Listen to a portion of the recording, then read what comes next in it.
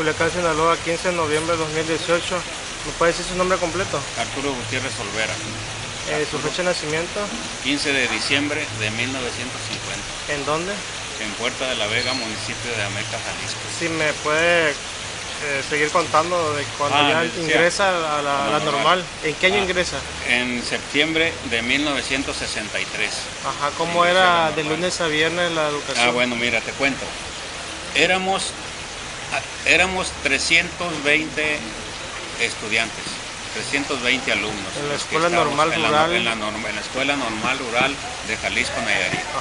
Esos 320 alumnos estábamos distribuidos en los tres grados de secundaria, ¿sí? 3 grados de secundaria y 3 grados de normal, o sea, en los 6 grados estamos distribuidos estos 320 alumnos.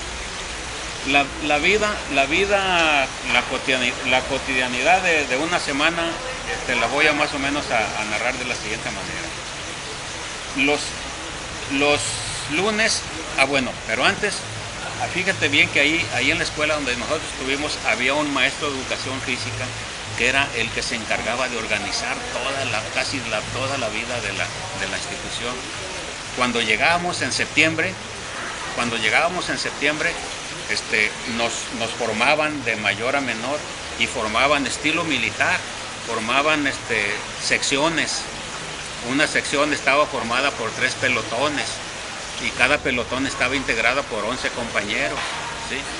Por secciones, nos formaba por estaturas, de mayor a menor, ahí, independientemente del grado a que pertenecieras por estatura, los mayores y los más chicos, así, y eran secciones.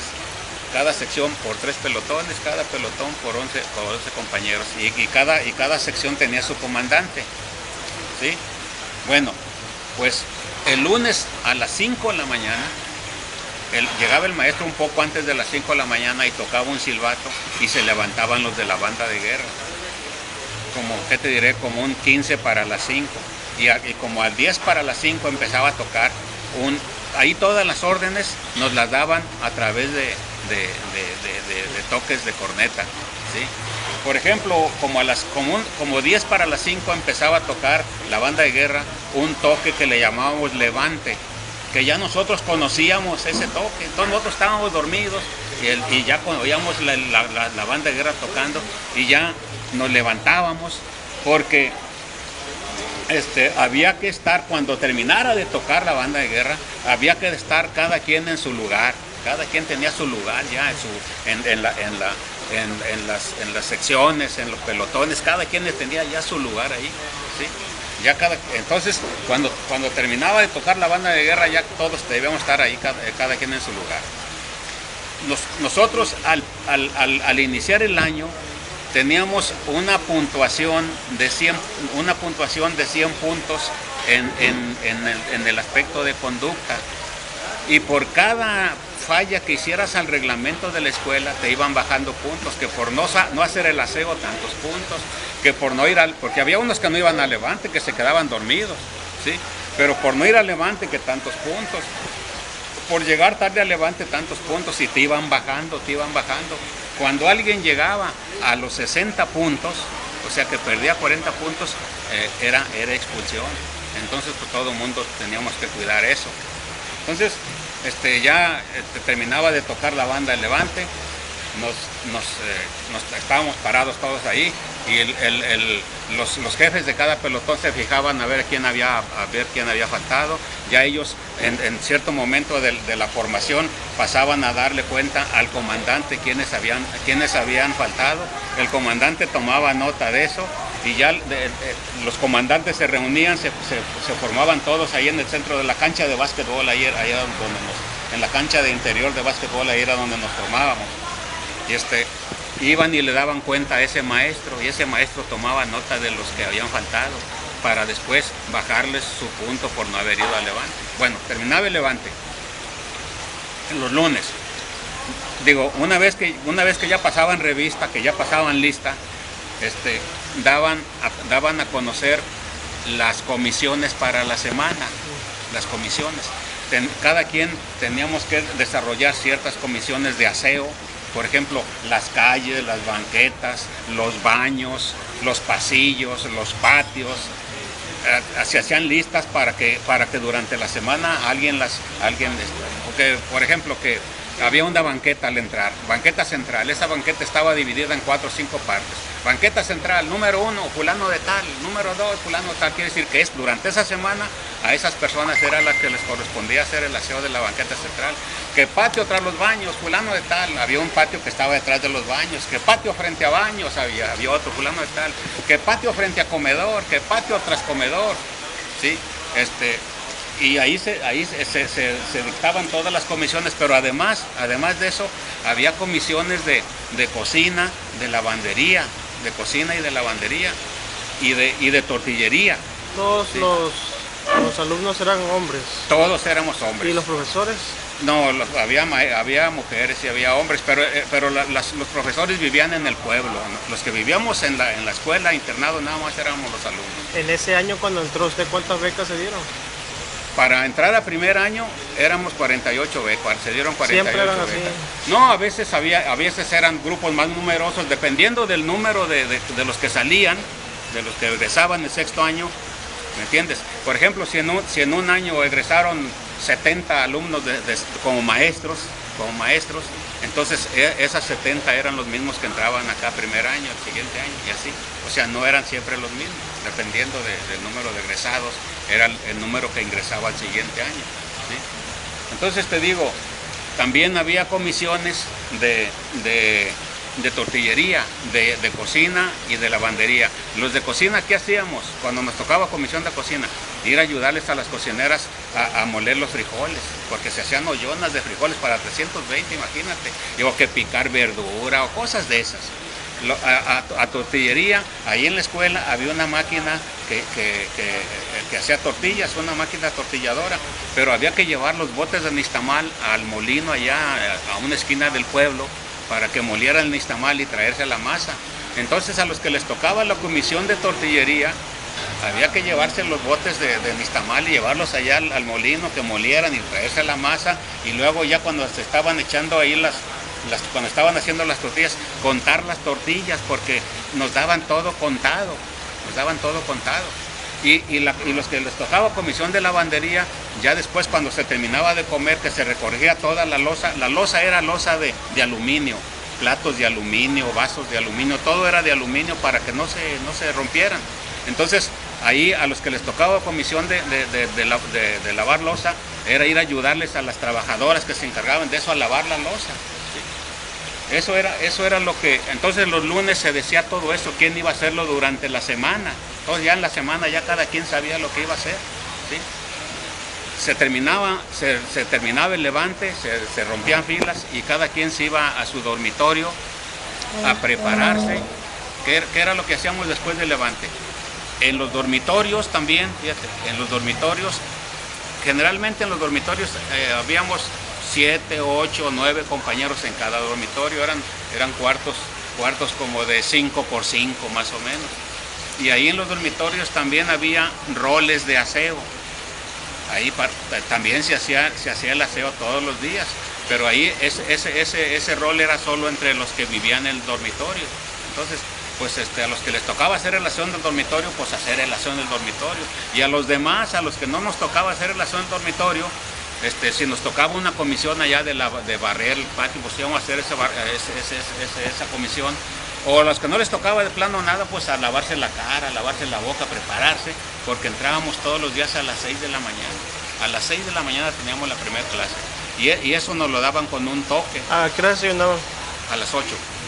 A las 6 de la mañana, todas las órdenes con corneta, y los de la banda de guerra eran los que se encargaban de organizar eso, a quién le tocaba la guardia para dar las órdenes de concordancia. Entonces un toque a las 6 de la mañana, ya pues a clase, ahí vamos a clase. Ahí mismo en la escuela, ahí estaban las aulas, ahí estaba todo adentro, pues. La escuela, fíjate, la escuela nuestra está en la pura, enfrente de la plazuela del pueblo, y abarca toda una manzana, y ahí estaba todo, ahí adentro. Lo único que estaba afuera era el estadio deportivo que estaba en la orilla del pueblo, donde íbamos a prácticas de educación física y eso. Entonces, cada quien, y nos entramos a clase, una clase de 6 a 7 y otra clase de 7 a 8. A las 8 salíamos de la segunda clase y luego daban el toque para ir al comedor. Primero daban un toque, mira, te voy a decir otra, cómo estaba organizada la cosa. En el comedor, cada mesa cada mesa era para 10 compañeros. Y sí, ahí sí, en el comedor, las mesas eran primero los de sexto. Nosotros decíamos de primero a sexto, pero en realidad eran primero, segundo y tercero secundaria y primero y segundo y tercero normal. Pero nosotros decíamos primero, segundo, tercero, cuarto, quinto y sexto. ¿Me entiendes? Entonces, primero estaban las primeras mesas, la mesa número 1, primero los de sexto, por orden alfabético, 10. Y los otros 10, ya se terminaban los de sexto y seguían los de quinto, y luego los de cuarto, y luego los de tercero, y luego los de segundo, y luego los de primero, y al último los de primero. Y entonces en cada mesa era para 10, ¿sí? Entonces cada semana los dos primeros de cada mesa les tocaba servir durante esa semana. A la siguiente semana los otros 2, y a la siguiente semana los otros 2, y a la siguiente semana los otros 2, y a la siguiente semana los últimos 2, y luego después volvía de nuevo, ¿sí? Entonces, ¿cómo servían eso? ¿Cómo se organizaba ahí el servicio del comedor? Daban el toque, le llamaban rancho, o sea, ya conocíamos todos los toques. Entonces, esos que les tocaba servir. Eran diferentes toques. Sí, eran diferentes toques, uno para entrar a clase, otro para salir de clase, uno para entrar a comedor, otro para salir, o sea, ya los conocíamos nosotros los toques. Entonces,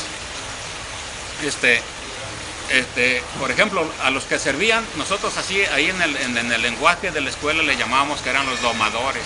No, pues, ¿quiénes son los domadores? Bueno, ahí se van.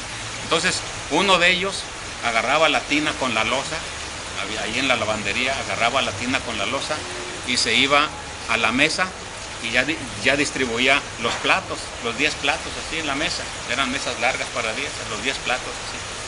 Y el otro se iba a hacer cola en la cocina, ¿sí? Entonces ya traía el primer viaje que traía, por ejemplo en el desayuno, se traía una bandeja con el guisado, por ejemplo. Traía una bandeja con el guisado, lo llevaba a su mesa, lo dejaba y se regresaba por la siguiente comida. Y ya el que estaba ahí en la mesa, el otro compañero se ponía a servir, a distribuir la comida entre los 10 compañeros, pues distribuirla pues entre los 10 compañeros. Ya la siguiente vuelta se llevaba que los frijoles, las tortillas, que la olla con el café, que la olla con la leche, para 10 nos daban 2 litros de leche para 10, pues nos tocaba y luego la charola con el pan. Eso sí, en el desayuno y en la comida, en el desayuno siempre nos daban un pan dulce y un pan blanco, siempre un virote y un pan dulce. Y las tortillas nos las daban contadas también, las tortillas ya venían contadas. Por ejemplo, en la mañana nos daban 2 tortillas por cada uno, ¿sí? O a mediodía nos daban 3 o 4 tortillas por cada uno, y en la noche nos daban una tortilla por cada uno. ¿Qué tamaño eran las tortillas? Tortillas normales, ¿sí? Entonces, esa era desayunábamos, ya a los que les tocaba, bueno, pero mientras ellos andaban sirviendo, los demás que estábamos allá afuera, nos formábamos por mesas.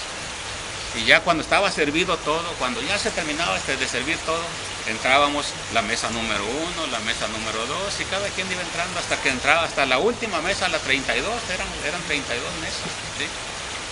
Ya desayunábamos, terminamos de desayunar, cada quien iba saliendo conforme iba terminando. Desayunaban y dejaban su plato ahí y salían. Sí. Ajá. O sea, dejábamos el plato ahí, salíamos, y los que les tocaba domar recogían la loza y la llevaban ahí a la lavandería, que ya estaban las lavanderas. ¿Y ustedes a dónde iban ya que salían? Nosotros, por ejemplo, en la mañana terminamos de 8, ¿qué te diré? Antes de las 9 ya terminamos. Nos íbamos al dormitorio, al dormitorio a lavarnos la boca, asearnos, porque a las 9 entrábamos de 9 a clase. A las 9 de la mañana entramos de nuevo a clase, de 9 a 1, de 9 a 10, de 10 a 11, de 9 a 10, de 10 a 11 y de 12 a 1, ¿sí? A la 1 de nuevo se repetía el ritual. A la 1 daban toque para ir a comer, los domadores, bla, bla, bla, etcétera. Y ya salíamos del comedor y ahí sí teníamos un tiempecito para, nos íbamos a recostar un rato al dormitorio, porque a las 3 era en la tarde, a las 3, que generalmente eran talleres en la tarde, que había taller de herrería, taller de carpintería, taller de pequeñas industrias, y nos iban rotando para que todos nosotros aprendiéramos algo de herrería. ¿Cuánto los rotaban? Nos rotaban, pues, nos rotaban por semestre, un semestre que íbamos a herrería. Entonces usted estuvo en todos los talleres. Sí, en todos los talleres, y aprendimos algo de soldadura eléctrica, de soldadura con cautín, aprendíamos a cortar madera. ¿Esos talleres se llevaron en los primeros 3 años? No, esos se llevaban todos los 6 años llevamos talleres. Incluso había compañeros tan hábiles que hacían unos trabajos preciosos de carpintería y de herrería. Había unos compañeros que se dedicaban casi profesionalmente, hacían puertas, ventanas, sillas y todo eso, ¿no? Entonces, eso te digo, en la tarde era de 3 a 5, generalmente talleres o educación física, pero generalmente talleres. Ya de 6 a 5, pues era libre, de 5 a 6 era libre, 1 hora libre ahí, y luego a las 6 era la cena. A las 6 de la tarde era la cena, igual de nuevo, el toque y todo eso. Y ya salíamos de cenar a las 6:30, 7, y ya de 7 a 9, pues salíamos ahí enfrente a dar la vuelta o a hacer alguna tarea en el comedor, porque a las 9 nos apagaban la luz. A las 9 nos apagaban la luz. Se apagaba toda la luz de la escuela y pues a dormir, porque al día siguiente teníamos que levantarnos a las 6 de la mañana. Eso era de lunes a viernes. Sí, de lunes a viernes. Los primeros 3 años, ¿qué materia llevaba? Pues llevábamos pues llevábamos español, matemáticas, me parece que se llevaba geografía, civismo, eso, porque la física y la química me parece que se llevaba hasta en segundo año, en tercero secundario. Ya no tengo ya no me acuerdo. Los otros 3 años de la... Ya en profesional ya cambiaba eso, porque ya eran puras materias que tenían que ver con la formación de maestros, que pedagogía, que lógica, ética. ¿Eran otros maestros? Sí, eran otros maestros. En los primeros 3 años, ¿a qué maestros recuerdas? Yo a los primeros años recuerdo mucho a una excelente maestra de español. Una excelente maestra de español. Elisa Álvarez Constantino se llamaba. Muy buena, excelente esa maestra de español. Pues yo creo que fue de las que más me marcó en la secundaria, la maestra de español. ¿Recuerda el maestro de historia? Sí, era una maestra, Margarita Campos, que era, por cierto, muy, impartía la clase de una manera muy,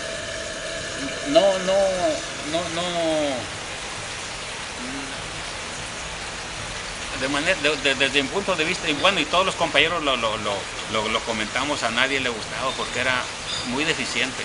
Lo que hacía ella, tenía unos cuadernos, llevábamos un texto de Ciro González Blacayer, no sé si todavía exista ese, él era autor. En primer año llevábamos Historia Universal, ¿sí? Primero secundaria, y ella tenía unos apuntes en su cuaderno, ¿sí? Y lo que hacía en la clase era ir a dictarnos de su cuaderno, y nosotros anotando toda la clase, ninguna explicación, ninguna nada, ¿me entiendes? Y para los exámenes pues había que estudiar, había que memorizar lo que nos decían en los cuadernos. En alguna ocasión, algún compañero le hizo la vagancia de esconderle el cuaderno y no dio clase. No dio clase porque se tomó cualquier pretexto y no nos dio clase porque le escondieron el cuaderno. Porque lo único ¿Ella en qué grado les dio? En primer año y en segundo. ¿Y Y en tercero ya no se llevaba, me parece. Porque en primer año se llevaba Historia Universal y me parece que en segundo Historia de México. ¿Sí? Y no, pues la maestra era la que la tenía. ¿Y qué maestro se le gustaba? La maestra de español, te digo. ¿Ella qué hacía? ¿Qué actividades hacía? Pues ella tenía, en primer lugar, la maestra sabía mucho de historia, de literatura universal, nos hablaba de los clásicos de la literatura. Además tenía una manera muy propia para expresarse, usaba el lenguaje, el español, de una manera, yo diría, exquisita, la maestra de español. ¿Y ya en la profesional? En la profesional, particularmente me marcó un maestro, Julio Luis Sánchez, que por cierto todavía vive, tiene 101 años, todavía vive, me parece que de los maestros que tuve es el único que sobrevive de los maestros que tuvimos en la normal. ¿Cómo se llama él? Julio Luis Sánchez Hernández. Allí en la normal de Jalisquillo, ahí todavía vive, porque nosotros seguimos reuniéndonos ahí, todavía vive. Él nos dio lógica, ética, nos dio ciencias de la educación. Es un excelente maestro, nos enseñó a pensar, nos enseñaba a reflexionar, un tipo muy trabajador y muy reflexivo. ¿Qué les decía sobre la práctica docente? Bueno, mira, en general, no solo él, sobre la práctica docente, todos los maestros nos decían que hacían hincapié en que nosotros deberíamos ir al lugar donde hiciéramos falta, a los lugares más apartados, más marginados, que porque ahí era donde realmente hacía falta la labor del maestro, y que a las comunidades donde fuéramos, nosotros teníamos que hacer los guías de las comunidades, y nos preparaban para eso, nos enseñaban, por ejemplo, a inyectar. Era práctica, era una práctica inyectar, todos ahí nos enseñaban a inyectar. Y como veníamos del medio rural, pues nosotros sabíamos hacer muchas cosas que se hacen en el medio rural, ¿no? O sea, cualquier cosa, subirte a caballo, montar a caballo, eso nosotros lo sabíamos hacer porque era nuestro hábitat, podríamos decir. Entonces, pero sí nos hacían mucho hincapié en eso, en la necesidad de que nosotros fuéramos en la obligación que teníamos nosotros de ir a las comunidades más marginadas y convertirnos en los guías de las comunidades. Era una especie de apostolado. Nos hablaban de educadores, de Gregorio Torres Quintero, de educadores mexicanos, de Rafael Ramírez, de gente de Vasconcelos, o sea, la escuela de Vasconcelos, nos daban muchas lecturas de José Vasconcelos. Entonces nosotros, pues sí, salíamos, si tú quieres, salíamos un tanto ideologizados en ese aspecto. De tal manera que cuando nosotros salimos de la normal, por ejemplo, ahí en el estado de Nayarit, tiene una región serrana, muy importante. Entonces, los maestros que salíamos de la normal cada año, de seguro a todos a la sierra, porque los que estaban en la sierra duraban un año allá y se verían su cambio acá a la costa, a las partes más comunicadas. Y esos lugares de la sierra, esos quedaban y allá nos mandaron. A mí, yo el primer año me mandaron, el otro asunto que hay que poner de relieve aquí, es que en aquel entonces, al salir nosotros teníamos la plaza segura. Incluso antes de irnos de vacaciones, cuando terminamos, en junio que terminamos ya como maestros, nos llamaron de Hacienda para ir a llenar las formas de Hacienda, a tomar los datos y no sé qué, o sea, ya para... En julio del 69, ¿eh? En julio del 69. ¿Y el 68 cómo lo vivieron? ¿Qué supieron? ¿Qué supo usted? El 68 nosotros estábamos informados. En primer lugar, como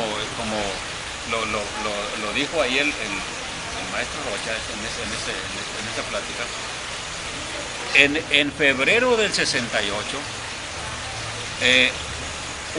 se organizó una marcha que le llamaban la Marcha por la Ruta de la Libertad, cuyo objetivo era pedir que dejaran en libertad a un grupo de estudiantes que estaban presos en Morelia, que estaban presos políticos por sus ideas políticas. ¿Esos muchachos de dónde eran? Eran generalmente, la mayoría eran universitarios ellos, porque entre esos muchachos, las paradojas de la vida, uno de ellos era Aguilar Talamantes, este cabrón que después fue del ferrocarril, del ferrocarril, que después vino de los chuchos, del grupo ese de los chuchos, es el jefe de los chuchos, el Aguilar Talamantes. Pues era uno de los presos. Entonces, ¿y por qué los encerraron? La verdad que no, ahorita no tengo muy claro cuál fue el motivo, pero ahora fue por sus ideas políticas y por su participación política, porque la represión en aquella época estaba muy dura, no era como estaba muy dura. ¿Los maestros cuando les daban clase la normal hablaban de la represión? No, los maestros no. Nosotros, lo que pasa es que como nosotros estábamos organizados políticamente, teníamos mucha relación con todos los alumnos de todas las normales, y a través de esas redes nos enterábamos nosotros. En las escuelas, en cada escuela había le llamaban COPI, que quería decir Comité de Orientación Política e Ideológica. Y en ese COPI los alumnos más grandes nos daban como especie de pláticas a los más chicos de cómo estaba la política, cómo se organizaban los estudiantes en las escuelas. ¿Cuándo les empezaron a hablar de eso? Desde cuando estábamos en primer año, en primer secundario. ¿Y cómo lo reunían? ¿En qué momento? En las tardes, en las noches, en cualquier espacio. Pero no había un día específico. No había un día específico porque no había para eso sí no había un día específico. Se reunían cuando hubiera oportunidad.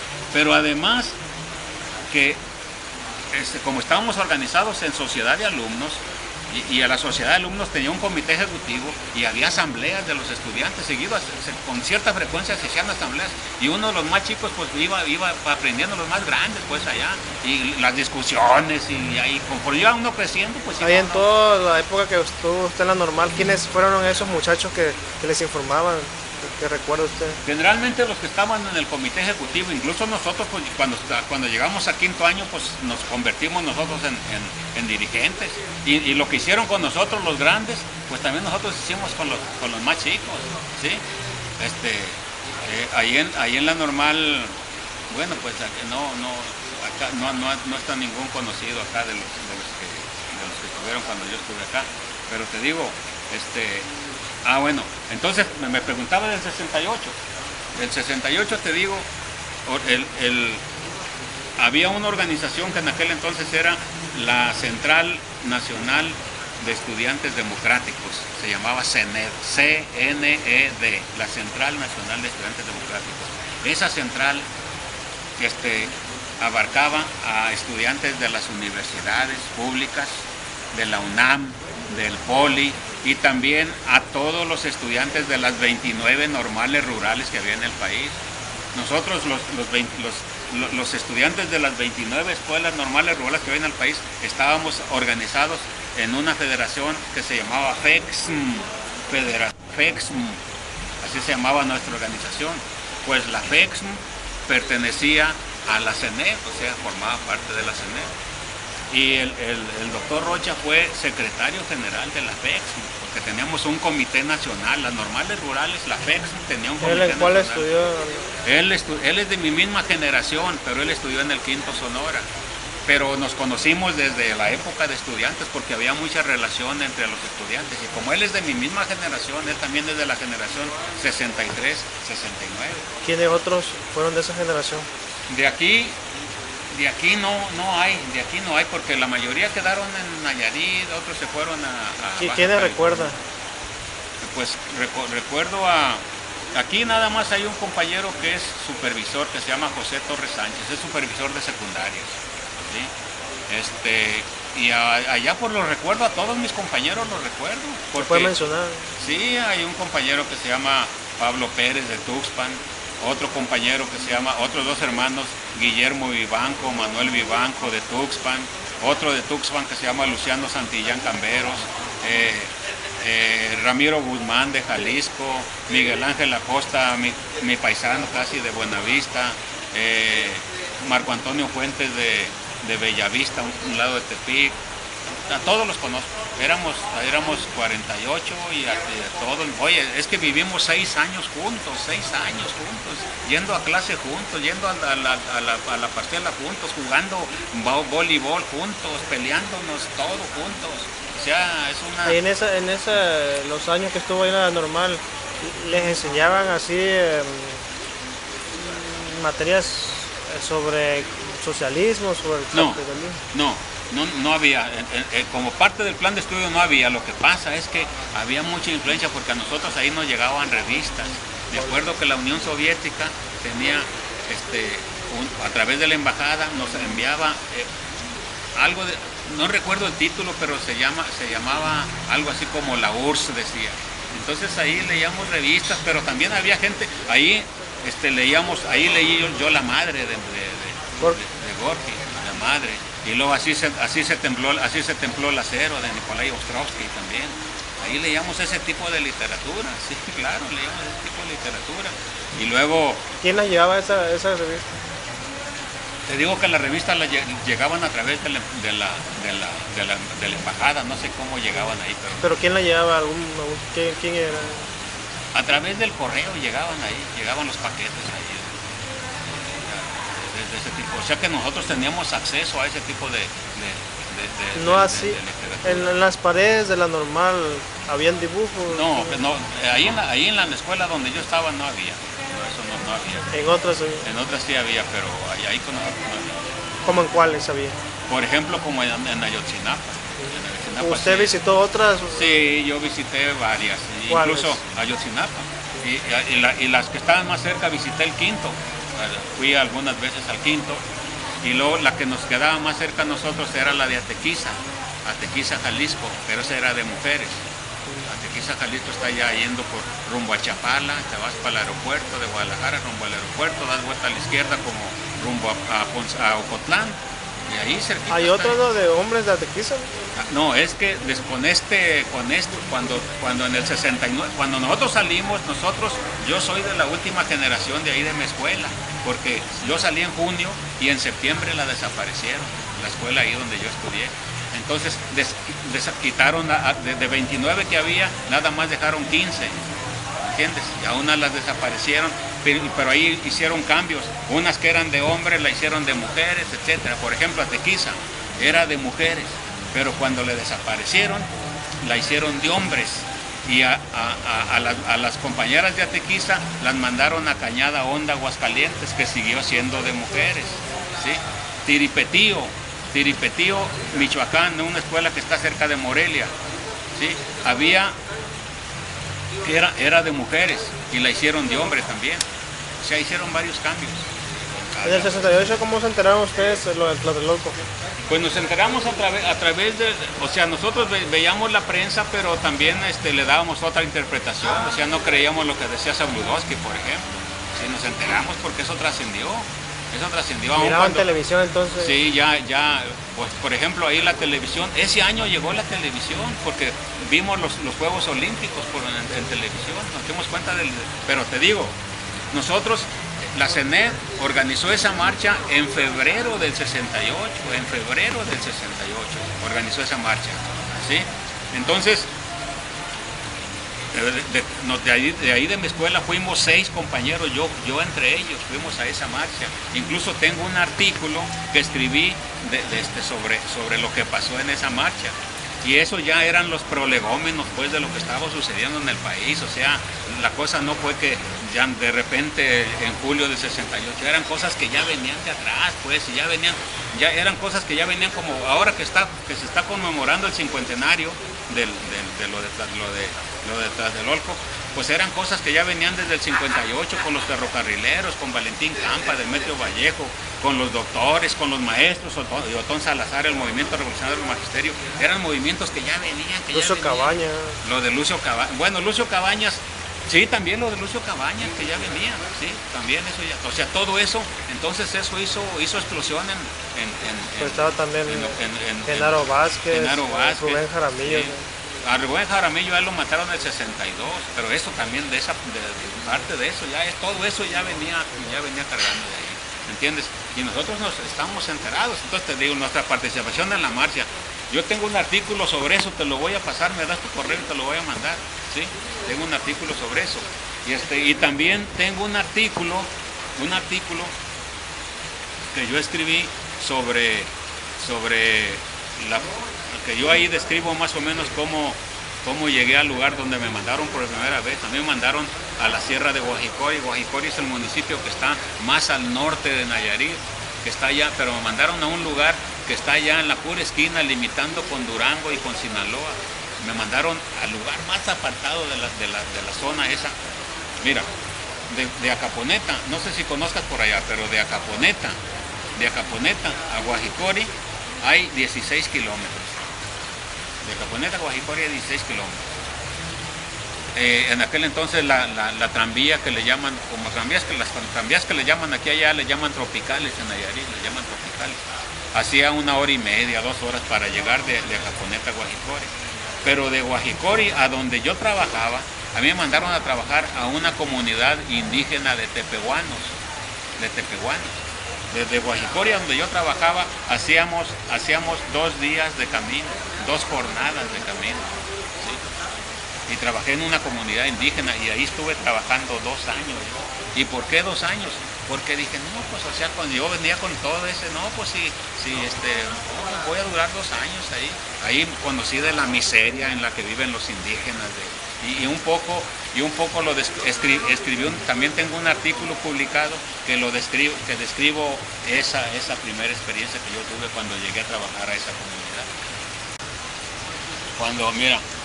Cuando se dio lo del 68, nosotros organizamos unas jornadas de orientación para difundir lo que había pasado en el 68 y para analizar otros temas.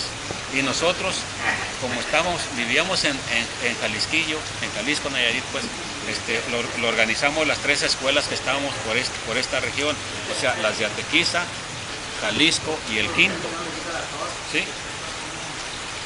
Formamos equipos expositores con compañeros de las 3 escuelas. ¿Sí? Equipos para exponer los temas esos, gente pues que ya estaba más informada, y esa gente de los más grandes si tú quieres. Y durante una semana desarrollamos las jornadas en Atequiza. Nos trasladamos allá a los equipos. Te digo, los equipos estaban integrados por compañeros del Quinto, de Jalisco y compañeras de Atequiza. Los desarrollamos primero una semana en Atequiza. Y luego la siguiente semana nos vinimos allá a Jalisco y ahí los desarrollamos también. Y luego nos vinimos en la tercera semana acá al Quinto Sonora. Eso fue, fíjate nomás, también éramos arrojados o inexpertos, si tú quieres. Eso fue a fines de octubre del 68. A fines de octubre del 68. Entonces cuando llegamos al Quinto, empezaron las jornadas. Pero al siguiente día hicimos una reunión en la noche, hacíamos reuniones para evaluar los trabajos de las jornadas. Y algunos compañeros opinaron que había que ir a hacer pintas a Navojoa con leyendas, pues, a propósito del 2 de octubre y de esas cosas, ¿no? Hacer pintas. Y en aquel entonces las pintas se hacían con chapopote, pues, y todo eso, muy rudimentarias. Entonces dijimos, bueno, está bien, y se formaron las brigadas para ir a hacer pintas en la noche. ¿Sí? Fíjate nomás. Y se fueron los compañeros. El Quinto está como a 15 kilómetros de Navojoa. El Quinto está a 15 kilómetros de Navojoa rumbo a la costa. Pues ahí tienes que, no hombre, pues Navojoa es un pueblo pequeño, una ciudad pequeña. Entonces inmediatamente la policía los detectó y agarró a la mayoría de los compañeros. Pero algunos lograron escaparse. ¿Qué consignas ponían ahí? Pues libertad a presos políticos y alto a la represión y así consignas contra el régimen, pues, y por la libertad, por la democracia. Esas eran las consignas que normalmente se ponían. Pero no les dieron oportunidad de hacer muchas cosas porque inmediatamente los agarraron. A la mayoría los agarraron y algunos escaparon y llegaron y se fueron caminando hasta el Quinto, llegaron allá en la madrugada al Quinto, caminando por entre el monte porque no podían caminar por la carretera por temor a que los fueran a agarrar. Al día siguiente yo no participé en esas brigadas porque yo tenía exposición a las 6 de la mañana del día siguiente. No se acordó que los equipos que íbamos a exponer a las 6 de la mañana del día siguiente no fuéramos a hacer esas pintas, no fuéramos a hacer las pintas. Al día siguiente, pues se formó una comisión para ir a ver qué había pasado con los compañeros, para ir a investigar y eso. Y en esa comisión también me tocó participar en esa comisión. Ya llegamos a la presidencia municipal. Y no, pues nos hicieron ahí en la presidencia municipal, nos dijeron, no, pues es que los compañeros andaban haciendo desorden y que destruyendo, lo que siempre nos dicen las autoridades. pero la cosa estaba muy tensa porque acababa de pasar lo de Tlatelolco, entonces la cosa estaba muy tensa. Inmediatamente dice, vamos a comunicarnos a Hermosillo. Inmediatamente se comunicaron a Hermosillo a ver qué les ordenaban de allá. Y de Hermosillo ya le dijeron, no, pues se van a comunicar a Gobernación, ¿no? Con México, allá México, a ver qué. Pues ya estamos, nos tuvieron como 2 o 3 horas ahí, nosotros con el temor que también a nosotros nos fueran a tomar detenidos ahí en la presidencia municipal de Navojoa. Ya como a las 2 o 3 horas, no, ya nos llamaron y nos dijeron, bueno, miren, ya hablaron a México y ya se decidió pues que los vamos a dejar libres. Nos permitieron ir a ver a los compañeros, tenían en unos cuartos ahí amontonados a los compañeros, a todos nuestros compañeros, todos manchados de chapopote, pues ahí. Bueno, algunos estaban muy chicos y al vernos se soltaron llorando, algunos compañeros estaban muy pequeños, algunos compañeros, pues les dio sentimiento.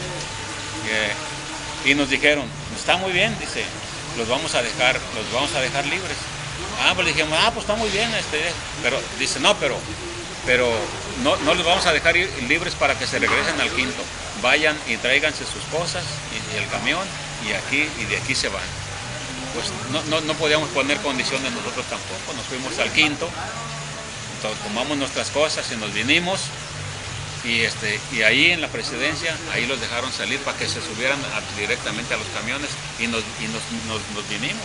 Pero nos trajeron escoltados con patrullas de la policía y del ejército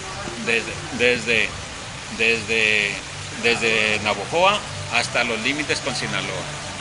Eso fue el 1 o el 2 de noviembre del 68. Eso hicimos, fíjate, después del 68. Usted... cuando sale de la Normal, ¿a dónde va a trabajar? Ahí al municipio de Guajicori, te digo, me mandaron. ¿Y cómo se llamaba la...? El pueblo se llamaba, bueno, el nombre oficial era La Campana, del municipio de Guajicori, pero los indígenas ahí le conocían, el lugar donde estaba la escuela le llamaban el Mimbre, porque la escuela, te cuento, los indígenas no viven en un poblado. Los indígenas viven, de repente ibas por la sierra, por la serranía, de repente veías una casita por allá y subías y de repente veías otra casita por allá y así vivían, ¿sí? Y la escuela más o menos estaba en el centro de todas esas rancherías, ¿sí? Yo el primer año tenía alumnos que hacían hasta 2 horas para llegar de su casa a la escuela caminando. Y yo veía, comían tortillas, puras tortillas, porque también era de mañana y tarde la escuela. ¿El nombre de la escuela? La escuela se llamaba Juan Escutia, la escuela Juan Escutia. Primaria. Era primaria, eran 2 aulas nada más. No había, y ahí cerca de la escuela nada más había una casita como a unos 50 metros allá arriba, que era una familia ya mayor, era una pareja, eran los que me atendían ahí, los que me hacían la comida, una comida a veces había que comer, a veces no había que comer, era una pobreza terrible, ¿no? Terrible con los indígenas. ¿Qué idioma hablaban los indígenas? El tepehuano. Y la señora que nos daba de comer era tepehuana legítima. Y nos hablaba en el tepehuano, pero la mayoría de los niños hablaban español, pero un español muy deficiente. ¿Y usted cómo se comunicaba con ellos? En español, sí, pero les aprendía muchas palabras en tepehuano y les hablaba en tepehuano también. ¿Y sí. Para las clases cómo le hacía? En español, con libro de texto, ahí sí, con libro de texto. Sí. ¿Algo que recuerde mientras estuvo ahí esos 2 años? Sí, tuve una experiencia muy yo cuando llegué ahí tenía 18 años de edad. Bueno, una cosa muy agradable fue que, por ejemplo, cuando estando yo ahí, construimos la casa del maestro y puse a la comunidad desde hacer los adobes, los ladrillos, de hacer los adobes, quemamos los ladrillos en un horno, hicimos el cuarto y los techos eran de zacate, una técnica que usan muy especial ellos para hacer los techos, y hicimos la casita del maestro, ahí mismo pegado a las aulas, Pero ahí un hecho que me marcó ahí fue que, fíjate, para el 20 de noviembre yo preparé pues un festivalito pues para conmemorar la revolución, el 20 de noviembre. Resulta que los indígenas, allá, todos los indígenas acostumbraban traer cuchillo, era como una parte de, traían el cuchillo para andar en el monte, para lo que se ofreciera, ¿sí? Pero también otra costumbre que tenían ellos así muy arraigada, era que tomaban un vino que se producía por allá, le llamaban raicilla, no sé de qué planta lo hacían, no sé cómo pero era un vino, pues era alcohol, y le gustaba emborracharse. Entonces, después del festival, se acostumbraba a hacer un baile. ¿Qué edad tenían esos alumnos? Mis alumnos tenían, pues yo tenía alumnos hasta 13, 14 años. Era de primero a cuarto año. ¿Hombres y mujeres? Hombres y mujeres. De primero a cuarto año. Tenía desde 7, 8, 9, 10, 11, 12, 13, 14. Allí tenía alumnos de todas esas edades. Sí. ¿Y ya cuando estaba el baile? Entonces resulta que después del acto literario, pues de las poesías, de los bailables que preparé yo ahí con ellos, se acostumbraba ahí que hacían baile con un tocadisco que andaba, de un señor que andaba por toda la sierra y que lo rentaba, un tocadisco con una planta de gasolina, pues, una planta de gasolina. Bueno, pues antes del baile recogíamos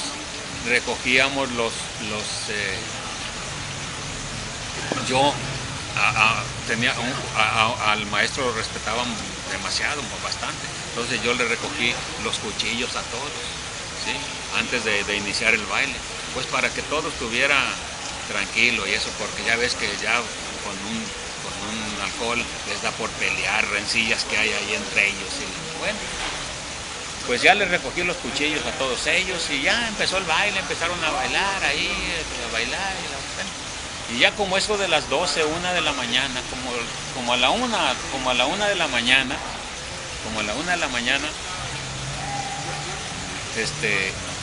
me fui a dormir. Yo andaba cansado todo el día, andar ajetreando todo el día, y ahí a la autoridad ahí le llamaban el juez.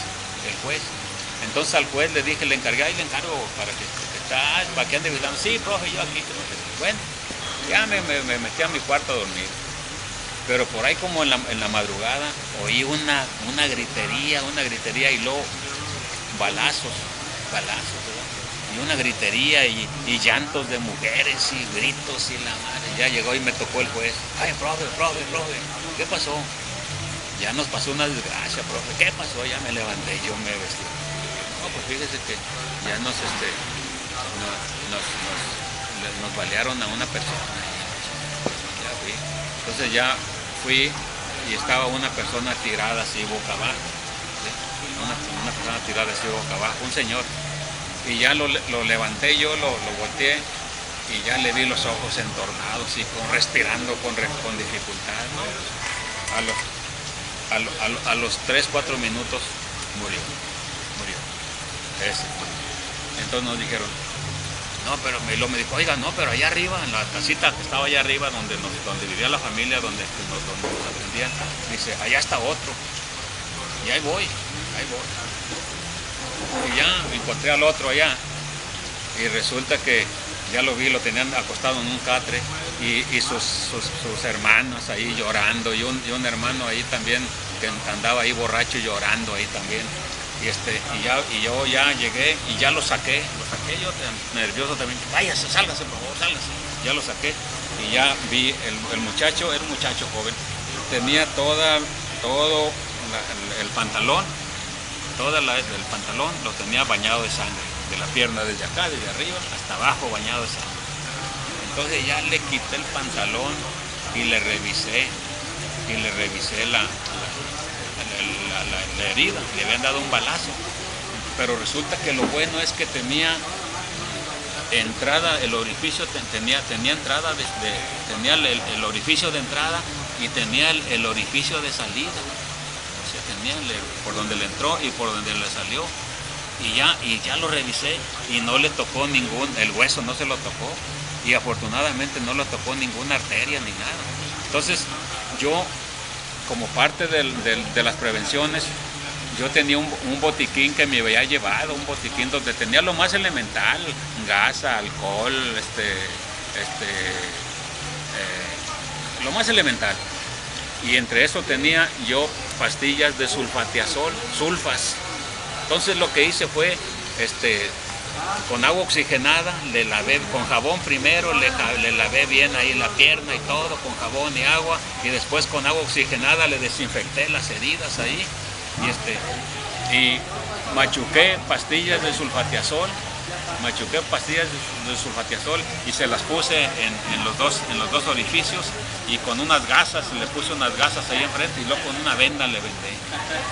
Y luego, yo de momento no tenía penicilina, pero un señor que vivía ya como a media hora para abajo tenía penicilina. Si le dije a uno de los hermanos del herido, hey, vaya con don fulano, don Margarito, se llama, vaya con don Margarito, dígale que le dé unas penicilinas, que digo yo que le ven unas penicilinas. No, se fue corriendo, ellos corrían, eran buenísimos para correr en las cuestas y en las subidas. Y ya al rato llegó con las penicilinas, entonces ya le puso una penicilina. Estuve poniendo una penicilina cada 12 horas para que no se le infectara. Al día siguiente le puse otra en la mañana y así lo tuve 3 días ahí. Lo tuve 3 días ahí convaleciente hasta que ya como a los 4 días ya que vi que no le había pasado ya cuando se salvó, pues ya le armaron una camilla a sus hermanos y se lo llevaron al rancho donde ellos vivían, que era como a una hora y media de ahí de la escuela, se lo llevaron cargando. Eso pasó con ese. Pero una vez que lo curé ese día ya estaba amaneciendo, ya cuando amaneció me vine acá donde había quedado el muerto, ¿sí? A levantar el acta de defunción. Yo nunca había hecho un acta de defunción, pero tenía más o menos idea de cómo debía de ser un acta de defunción, que se ponía ahí en la posición que había quedado el cuerpo, las heridas que tenía. Entonces, para poner todo eso lo tuve que revisar. Entonces le levanté, traía una chaquetita el señor, le levanté el brazo aquí y cayó una bala de aquí. Entonces ya le revisé y como que aquí tenía la entrada y acá le había salido. Como que le tiraron un balazo y como que, no sé si era este o este, y como que puso el brazo así y le entró aquí y le salió por acá. De tal manera que cuando le levanté ahí quedó la bala. Pero la bala que lo mató era una bala que tenía por aquí, en esta parte, en el pulmón, y no tenía salida. Entonces eso fue lo que lo mató y yo tuve que hacer todo eso, pues revisarlo y anotarlo ahí. Y pues eso a mí yo era un plebe de 18 años y eso fue una experiencia en mi primer año de servicio allá en la policía. De ahí, ¿a qué otra escuela fue? De ahí, fíjate que de ahí como estuve 2 años ahí en ese lugar, ya tenía yo derecho a estar a un cambio en las escuelas más comunicadas de la zona. Entonces, al siguiente año, al tercer año de mi servicio, me iban a mandar a un lugar que está entre Guajicori y Acaponeta, a 8 kilómetros de Acaponeta, un rancho que está ahí a 8 kilómetros de Acaponeta. Entonces, yo siempre tuve la idea de estudiar una carrera universitaria. Siempre tuve esa idea de una carrera universitaria. Entonces, pero primero había que estudiar la prepa, porque yo nomás tenía la normal de 3 años, pues, y había que estudiar la prepa. Entonces ya dije, pues, ahí en Acaponeta había prepa. Dije, me compro una moto y en la moto voy y vengo a trabajar a ese pueblo y ya me meto a estudiar en la prepa en Acaponeta. Pero ya cuando venía yo a ese rancho, ya venía a trabajar yo a ese rancho en septiembre del año 71, del año 71. Vine a trabajar a ese rancho y en Tepic me encontré con un compañero, de ese que ya te lo mencionó, se llama Crescencio Camacho, y me dijo, fíjate que te andaba buscando porque hay una maestra, hay una permuta Aguamúchil, me dijo. Aguamúchil. Dice, mero Aguamúchil, sí, Aguamúchil, dice. Y mañana quedó de venir la maestra. Allá anda, ya se fue por sus cosas y ya quedó de venir y nos vamos a ver mañana con ella. Ah, bueno, le dije, pues nos vemos mañana. Y ya al día siguiente nos vimos con la maestra. Y ya se armó la pregunta con la maestra. Se armó la pregunta con la maestra. Ella se fue al lugar ahí donde yo iba a trabajar y yo me vine a Aguamúchil. Llegué a Aguamúchil y inmediatamente me inscribí en la prepa nocturna. ¿Sí? Llegué a trabajar en el turno vespertino de la escuela Ford número 8, ahí en Aguamúchil. Pero me metí a la prepa, terminé la prepa en el año 73 y en ese mismo año 73 me vine y me inscribí en la escuela de economía. Ahí en ese periodo ya no supo de algún otro movimiento, algún otro problemático. No, fíjate que ya en ese periodo ya pues movimientos así de carácter que tuviera relación con el 68 ya no. En junio del 71 hubo... En el junio del 71 fue la matanza de los halcones en México, pero esa también la vivimos desde acá, pues la vivimos desde acá, ¿no? Ahí ya no, yo ya estaba en activo, ya no participé yo, pues yo ya como estudiante, ya era maestro, ya. Y el magisterio, pues tú sabes, el sindicato, el control político que había del sindicato, del CENTE, no había muchas posibilidades de participar de manera independiente. El movimiento de la oposición, de la coordinadora, pues es relativamente más acá. En aquella época el sindicato tenía un control férreo.